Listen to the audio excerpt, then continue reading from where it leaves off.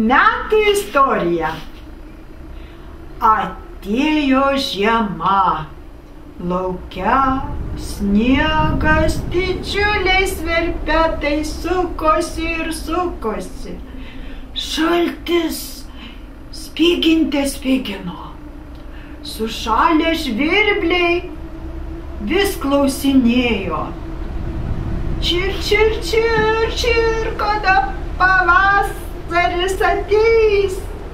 Taip šalta. Praėjo savaitė, kita. Ir štai, tiesiog tikštelėjo saulė ir sniegas baigė ištirpti. Štai iš pietų parlėkė pirmieji paukščiai. Čirvirvir pavasaris, čirvirvir pavasaris. Skaisti saulė ėmė šildyti vis smarkiau ir smarkiau. Atbėgo gražus, linksmas pavasaris. Ir todėl pradėjo skleisti švelnus pirmieji lapeliai.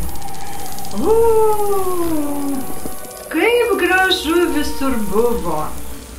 Visi, maži ir dideli, išėjo į laukus pasišildyti prieš saulutę. Kukavo gegutė, čireno vieversėliai. Vėl slinko dienos. Saulės spindulėliai glostė sužydusias rožes. Atėjo gražioji vasara ir staiga šyptelėjo šviesa, paskiau sutemo, trenkė griaustinis, sudrebėjo oras, lietus ėmė pilti kaip iš kibiro, bet ir vėl išlindo saulė. Ir ant lapų pabirę lietaus lašai žėrėjo kaip perliukai. Skardžiai pragydo paukščiai, ore sukosi spiečiai įvairiausių drugelių. Bitės dūzgė ir rinko iš gėlių medų. Viskas augo, buvo karšta vasara. Bėgo dienos, dvelktelėjo šaltas vėjelis. Visi medžiai mirgėjo įvairiomis spalvomis. Erškėtrožių gyvatvorė apsipylė skaisčiai raudonomis uogomis. Byrėjo žemėn prinokio kaštonai, pradėjo kristi pageltę medžių lapai.